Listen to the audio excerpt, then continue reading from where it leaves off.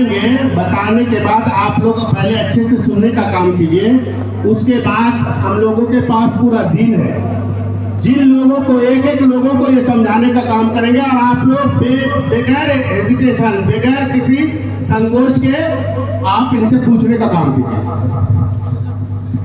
सबसे पहले तो आम सभा में आए हुए सभी जनप्रतिनिधि और आम जनता का मैं स्वागत करता हूँ।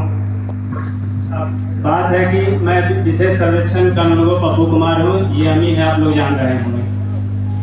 पूर्व में जो आम सभा हुआ उस समय मेरा ट्रेनिंग चल रहा था, इस चलते हम नहीं आ पाए थे उसमें, लेकिन अभी हम सर्वे के बारे में डिटेल से आप लोग को बता रहा हूँ।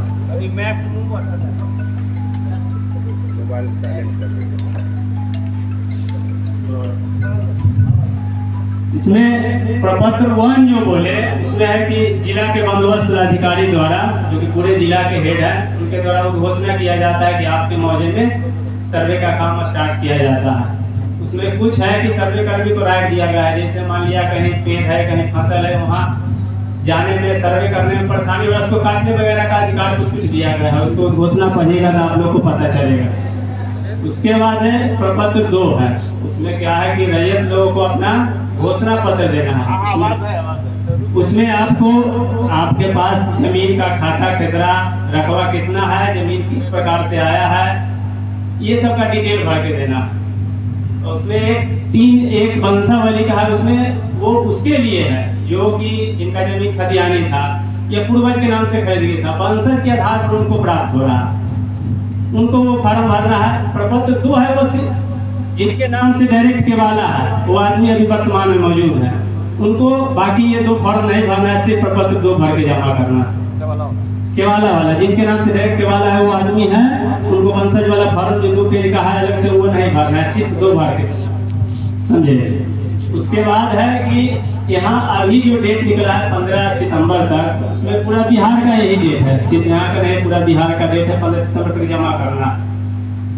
उसके बाद क्या है कि जब ये जमा हो जाएगा उसके बाद 3 सीमाना का कार्य होता है, जहाँ आप देखोगे कहीं कहीं 3 मौजा जहाँ मिलता है वहाँ एक नक्शा पलकी टाइप का होता है, 3 सीमाना का नक्शा, उस 3 सीमाना को फिक्स करना रहता है। 3 सीमाना फिक्स होने के बाद प्लॉटिंग का काम, जिसको किस्तवार बोलते हैं।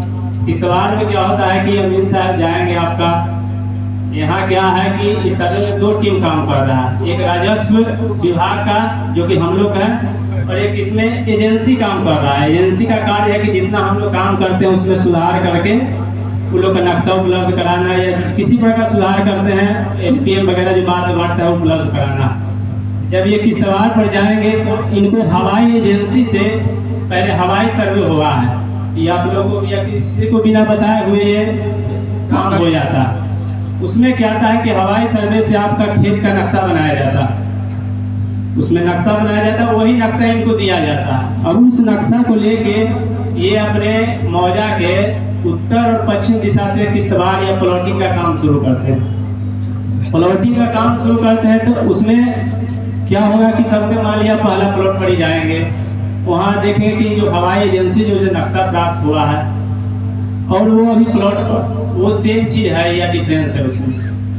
अगर जो सेम चीज़ है, देखने से पता चलता है कि नहीं जो बना हुआ है मेल हारी मिलान करना है उसको, और जो सेम चीज़ है तो आप पूछेंगे ये कि किनका प्लॉट है, किनके दखल कब्जा में है, और दखल कब्जा में उनका नाम हो लिखाएगा। और वहीं से किस्तवार में नंबरिंग का काम होता है, जो कि नया खेसरा जिसको कहते हैं, वहीं से नया खेसरा पढ़ना चालू होता है। यानी पहला खेसरा पर जाएंगे, 1 नंबर खेसरा देंगे, 1 में किनका कब्जा है उनका लिखेंगे। फिर दूसरे प्लॉट पर जाएंगे, उसमें पूछेंगे किनका है, उसका 2 नंबर देंगे, उसको नंबरिंग करेंगे, कब्जा लिखते जाएंगे। कभी कभी ऐसा होता है कि मान लीजिए एजेंसी वाला हवाई एजेंसी से फोटो लिया, उसमें क्या 3 हिस्सेदार है, उसको एक ही आदमी के पास टोटल जोतने करने के लिए दे दिए जमीन को, तो क्या है कि प्लॉट एक ही बन गया है। लेकिन जब प्लॉट पर जाएंगे तो आप लोग वहाँ रहना है या आपका कोई प्रतिनिधि वहाँ रहे, उस चीज़ को बताएंगे इनको कि नहीं इसमें हम 3 आदमी हैं, इसको आप 3 भाग में बांट दीजिए। तो वहाँ क्या करेंगे, उसको 3 नंबर बनाएंगे, यानी नक्शा में ही सुधार करते चलेंगे, जहाँ लगे कि जहाँ नक्शा में सुधार करना है उसको सुधार करते चलेंगे। यानी जहाँ कहीं कहीं ऐसा होगा कि आप लोग पानी रोकने के उद्देश्य से क्या करते हैं कि प्लॉट बड़ा है, एक मेड़ बना देते हैं, तो वो हवाई फोटोग्राफी में वो भी एक मेड़ आ जाता है। तो लगेगा कि वहाँ 2 प्लॉट है, लेकिन रियल में तो वो एक ही आदमी का है दोनों प्लॉट। वहाँ ये चीज़ बताइए कि नहीं ये दोनों प्लॉट मेरा ही है, इसको एक बना दीजिए, ये उसको एक बना देंगे। उसी ढंग से पूरा प्लॉटिंग का काम, पूरा मौजा का एक एक प्लॉट पर जाना है इनको, किसी प्लॉट को छोड़ा, हर एक प्लॉट पर जाके कब्जा लिखना है, उसका नक्शा मिलान करते चलना है, एजेंसी वाला नक्शा। तब वो समझिए कि आपको किश्तवाड़ का एक नक्शा पूरा प्राप्त हो जाता है। नक्शा प्राप्त होता है, उसके बाद उस नक्शा को एजेंसी को भेजा जाता है। एजेंसी को भेजा जाता है तो एजेंसी वाला उस नक्शा का जो नंबर पड़ता है, उसका एरिया, जो नक्शा बनाना है उसका एरिया स्टेटमेंट भेजता है। उसके बाद होता है खाना पूरी का कार्य शुरू होता है। खाना पूरी में क्या होता है कि आपका जो नक्शा बन गया है, कब्जा लिखा गया, उसके अनुसार आपसे पेपर मांगा जाएगा। पेपर मांगा जाएगा, उसका मिलान किया जाएगा। एक बड़ा सा चार्ट होता है, उसको यादाश्त पंजी बोलते हैं। उस पर ये अमीर लोग लिखेंगे कि फलाना खेसरा है, रैती खाता है, मजरुआ आम है, बिहार सरकार है, कैसे हिंद है, या किसी खाता का राजी है, इसमें इनको प्राप्त हुआ है तो केवाला से प्राप्त हुआ है, या खतियानी है तो उत्तराधिकार से प्राप्त हुआ है। इनके द्वारा इनका दखल कब्जा शांतिपूर्ण है, प्रमाण के रूप में इनके द्वारा केवाला दिया गया है। केवाला दिया गया है तो डीड नंबर कितना है, बेचने वाला कौन है, खरीदने वाला कौन है, खाता खेसरा क्या है, रकवा क्या है, राजस्व रसीद कट रहा है तो उसका जमाबंदी संख्या क्या है, ये सब डिटेल सब कुछ लिखेंगे। ये अपना अनुशंसा करेंगे कि इनका सब कुछ सही है, इनको खाता खोल दिया जाए। फिर वो मेरे पास आएगा, हम उसको कहेंगे हाँ सब कुछ मिलान किया, सब सही पाया, इनके नाम से खाता दर्ज कर दिया जाए। उसी ढंग से जो खतियानी वाला है उसमें भी अपना लिखेंगे इनको किस ढंग से प्राप्त हुआ है। किसी को हो सकता है दान पत्र से प्राप्त हो जाए, किसी को बंदोबस्ती से प्राप्त होता है, किसी को मतलब बहुत सारा प्रकार है कि जमीन रहे तो किस ढंग से प्राप्त हुआ है। वो सब चीज़ पेपर देखेंगे, पेपर का डिटेल लिखना है, या दान पत्र हो गया मिला तो उसका पेपर का नंबर क्या है, वो सब चीज़ उसमें चढ़ाते जाना है। उसके बाद उसके आधार पर जो खतियान तैयार होता है तो एलपीएम बढ़ता है। एलपीएम मतलब हुआ लैंड पार्सल मैप। उसमें आपका जो भूमि है उसका नक्शा रहता है, उसमें एक खाना पूरी पर्चा रहता है। कहने का मतलब जो खाना पूरी में जो काम हुआ उसका खाता आपके नाम से खुला, वो बढ़ता है। उसमें क्या होगा, अभी तक ये भी हो सकता है कि बहुत सारे लोग नहीं पहुँचेंगे, तो उनका हो सकता है अगर जो वो खाता खतियानी रहे, उसमें वाकई पेपर अवेलेबल नहीं है तो ये भी होगा कि वो खाता हो सकता है बिहार सरकार के नाम से खाता खुल जाए, या एक खतियानी रैयत होते हैं। कहने का मतलब है कि कोई आपके नाम से खतियान था पूर्वज में, जमीन मान लिया इनके कब्जा में है, ये किसी प्रकार का पेपर नहीं दे पाए तो जमीन को खतियानी रैयत भेज देने का उसका प्रावधान है। और उसी ढंग से वो खतियानी ले जाएगा। या जो नाबंद खाता है, पद फरार खाता होता है, जिसका कि वंशज यहाँ खतियान बना, अभी वर्तमान में कोई अवेलेबल नहीं है, तो उसका खाता अनाबाद बिहार सरकार से खोलना, उस ढंग से खुलेगा। एलपीएम बांटेगा, उसमें आप लोग को चेक कर लेना है कि हमको एलपीएम मिला, उसमें किस प्रकार का त्रुटि है, कहीं नाम में त्रुटि तो नहीं है, पिताजी के नाम में, मोबाइल नंबर में, आधार में, या रकबा कम है, किसी प्रकार का त्रुटि है उसको देखना। एलपीएम बांटने के बाद आपके पास 15 दिन का समय होता है। 15 दिन में आपको दावा आपत्ति शुरू होता है एलपीएम के विरुद्ध में। उसमें मान लिया ऐसा भी आदमी जो अभी तक आया ही नहीं होगा, वो भी अपना आपत्ति भर के दे सकते हैं। या कुछ का गलती हो गया, या किसी का हो सकता है गलती से मान लिया हो सकता है आदेश लिखा गया और इनके नाम से खाता खोलना है, ऑनलाइन टाइपिंग में मिस्टेक हो जाता है, वो भी वहाँ आपत्ति कर सकते हैं। आपत्ति करके उसमें सुधार होगा तो ये 8 में आपत्ति होता है, 7 में आपका एलपीएम बढ़ता है। और जो 5 होता है वो टेरी लिखाता है, जो पुराना खतियान है ना उसी को लोग हाथ से लिखता है उसको, उससे आप लोग को गलती नहीं है, इन लोग का काम है। 7 में एलपीएम बढ़ता है, 8 में आपका दावा आपत्ति होता है। आपत्ति कीजिएगा तो 9 में आपको रिसीविंग देगा, वहाँ जब जमा कीजिएगा फॉर्म तक रिसीविंग देगा कि आपत्ति की है। उसके बाद आपको 10-11 में सूचना दिया जाता है कि आप फलाने डेट में आपका सुनवाई है, उस दिन आइएगा। उसमें रहती जमीन है तो सुनवाई हम करेंगे, बिहार सरकार का जमीन है तो सिविल प्रभारी को सुनवाई करना। उसके बाद उसमें फिर आदेश पारित होता है कि नहीं भाई इनका दखल कब्जा है, सही है, पेपर दिए वो सही है, फिर आपके नाम से खाता खुलता है, समझे ना। खाता खुलने के बाद फिर एक अधिकार अभिलेख प्रकाशित होता है। उसमें क्या है कि फर्स्ट बार में तो हर एक रैयत को बांटना रहता है एलपीएम, जो दूसरे बार बांटता है वो हर एक आदमी को बांटने का लिए हम लोग का प्रावधान नहीं दिया गया। उसको क्या है कि कोई पब्लिक प्लेस है जैसे पंचायत भवन है या कोई सरकारी स्कूल वगैरह, वहाँ उसको पूरा को साट दिया जाता है। वो उसमें आप लोग ये चीज़ ध्यान दीजिएगा कि वो साटेगा वो ऐसा जगह है कि बच्चा सब उसको खार नहीं दे। ये सब चीज़ आपको मतलब जो यहाँ के आदमी होंगे उनको पता होगा कहाँ सेफ रहेगा, कोई लोग आके उसको देख सकता है। वहाँ प्रकाशित होने के बाद अगर उसमें भी किसी प्रकार का त्रुटि रह जाता है या बहुत सारा उस समय तक भी नहीं आए, बाहर है नहीं आ पाए, तो वहाँ भी फिर एक प्रपत्र 14 में आपका दावापत्ति शुरू होगा।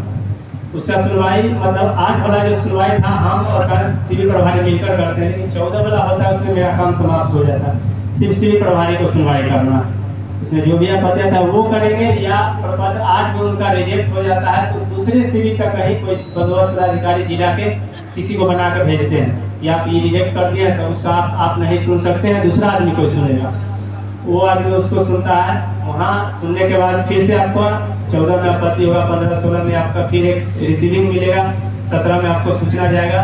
तो सूचना तो प्रत्येक आदमी को घर घर जाकर देना नहीं, इसीलिए उसमें मोबाइल नंबर मैंडेटरी किया जाता है कि मोबाइल नंबर देना है। मोबाइल के माध्यम से आपको सूचना दिया जाएगा कि कल परसों आपका सुनवाई है, आपको आना है।